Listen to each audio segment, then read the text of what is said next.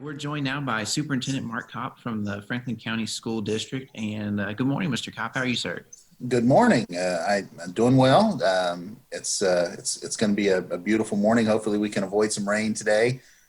Had a lot of that recently, but we're as good as can be expected, and we hope everyone out there is going to have a fantastic day and week as well. Very good. We're looking forward for an update from you, as always, about the district when you come in. Now a little bit more challenging of a time to give an update, but even more important of a time, I think, to give an update. So tell us what the district's doing. There's been some adjustment with non-traditional school days coming up, Yes. food service locations, and the struggle to stay in contact with families. So if you could just take us through a couple of those things. Sure.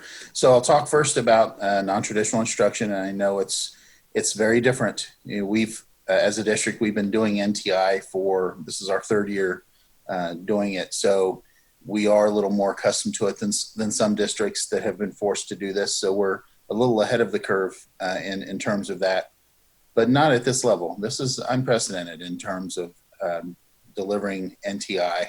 We are now into week 2 of this new method of delivering instruction.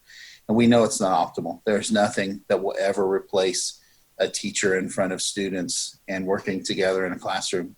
But unfortunately, this is what we're having to do to battle this virus. And we're going to do everything that we can to ensure that that less and less people get infected with this disease. So with non-traditional instruction, we've been working very effectively in terms of our teachers are posting assignments, they're communicating with students. We have an expectation that every family gets at least one contact and an over-the-phone contact on a weekly basis, and we've been able to do that, and that's been very effective. We also have some schools that are doing some really fun things because our teachers really miss our students, as all of us do. And seeing some things that have occurred in other places on Facebook, some of our schools are now, and today some of these are happening, they're actually organizing parades where each teacher individually is getting in a car, and the parade of cars is driving through our students' neighborhoods just to wave to students. We're not making any physical contact with them. We're obviously keeping in mind social distancing. We won't be passing out any candy like in a parade, but we just really miss the social interaction that we have with our students and our families. So I'm very proud of the schools that are doing that. I think it's a great initiative. Our non-traditional instruction continues. We actually, after the first week, we did make a slight adjustment to that instruction because it's very challenging to load students up with 5-6 hours worth of work in a day. So we have adjusted that down somewhat this week, and that's going to be the norm moving forward. It's really about focusing on just a few areas each day and being a little more efficient in what we're asking students to do while we're still teaching them. During this time, I'm going to give a huge shout out to obviously all of our employees, our teachers, our instructional assistants, our secretaries, our paraprofessionals, our administrators. They've all been making phone calls to families, our speech therapists. They're all just doing a fantastic job working in this. I don't want to say new normal because it's not going to be the norm for a long period of time, as we've heard our governor say. And God bless our governor, by the way. He is doing a fantastic job during this time. So, but I also wanted to give a shout out to all of our classified staff, our food and nutrition in particular, and our transportation employees. They've been preparing meals and delivering them at sites. We have 2 school sites, Elkhorn Middle School and Bondurant Middle School, in addition to multiple pickup sites throughout the community. We even have, we've been doing mobile delivery to homes where people are having a difficult time getting out. And they've just been doing a fantastic job with ensuring that our students still are fed. And I would be remiss if I didn't mention them. Our maintenance staff and our custodians have been thoroughly cleaning our buildings, and we will be prepared when we do finally get to go back to school.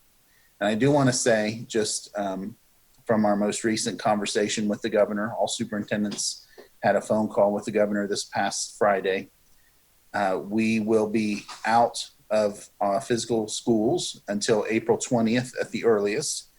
The governor has given us that mandate. So we are prepared until that time to continue to provide non-traditional instruction. I do also want to mention that during our spring break week, we will not be providing instruction during that week, but we will be providing meals. And we have some volunteers who have stepped up, and some of our employees are volunteering to deliver meals during spring break week. So we will continue with that food service during that time. So if there are any questions that anyone has at any point about NTI, about meal service, the best way in order to get an answer is to, I think you're going to put up a listing of all of our meal sites. So there's a social media thing that we've been putting on social media. Follow us on social media is honestly the best thing to do. Facebook, Instagram, Twitter. Also on our website, we're posting updates, and there are some phone numbers there that you can use. We are answering phones sometimes remotely, but we will be getting answers back to any phone call that comes in. So we do update our websites on a daily, our website and our social media on a daily basis. All right. So, it's been an unprecedented situation, but the kids are still learning. The district's doing what they can to get them fed, and the school district staying in contact with families. So I'd say that's hitting all the bases there. That's a good way to keep it going. We're trying, and we really appreciate the understanding and flexibility. This is something new for all of us, and we're learning as we go throughout this process. Again, the change that we made to non-traditional instruction was something that we learned after doing it for a week and getting feedback from families. And what we did in the first week was probably a bit too much. So we're going to adjust. And that's just part of this learning process. So again, thank you very much for your flexibility as we move forward. And again, contact us if you have any questions or concerns. And we're doing the best we can to ensure that we're still instructing students and providing a nutrition to our students as well. All right. And I know, looking forward for the district, I know you're probably getting a lot of questions about proms and graduations. What would you say to those seniors and those that affects? It's a really difficult situation for our seniors, for all of our students, frankly, but for our seniors in particular.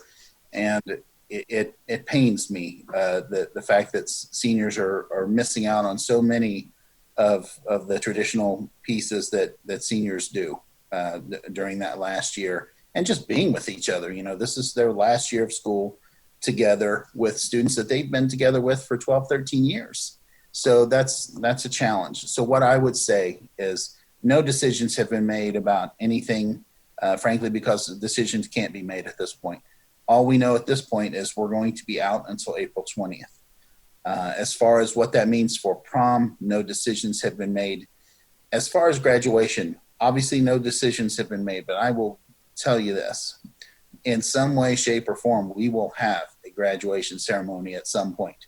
I pledge that to you. We will find a way to do that, and it's just too important of an event. So I just ask you to have some patience with us as we kind of navigate these uncharted waters, so to speak.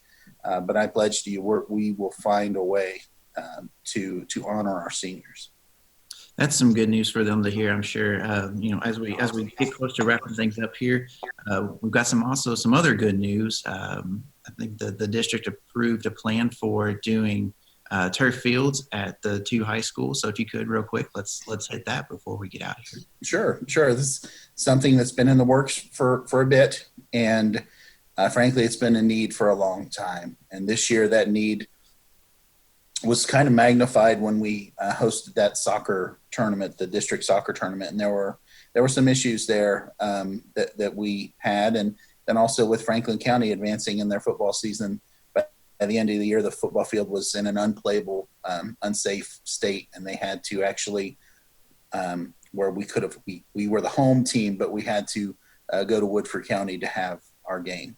So our Board of Education did approve two turf fields, one at each of our high schools that will be multi-sport, multi-activity fields. And they approved the construction project. They approved the finance of how we're going to be paying for those. They approved the company that we will be using, which is the Moats Group out of Cincinnati.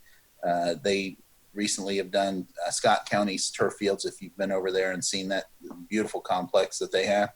I think they've also done the Cincinnati Bengals and Indianapolis Colts fields, if I'm not mistaken. But we're very excited about doing Western Hills and Franklin County High School.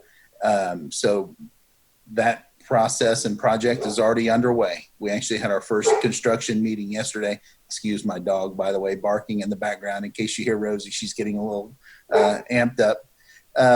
So both of those, that we actually had our first meeting yesterday, and we're on track to begin that process and project with an anticipated completion date of August the 7th. So it is one thing to look forward to getting back into school, and it's another to think about in the fall next year. We're going to be playing football games and soccer games, and our band is going to be marching on turf fields. And we're really excited to give that opportunity to our students. So something really nice to keep in mind for down the road, and we're very excited for this opportunity for our kiddos. That's great. That's some good news to come out of this situation. And no, we're personally, we're looking forward to that for our Game of the Week cruise, not having to walk around in the mud every Friday night as well. Absolutely. So. Well, Superintendent Kopp, thanks for joining us this morning. We'll encourage everybody to reach out to the school by calling or going on all your social media between Twitter, Instagram, and website and Facebook. And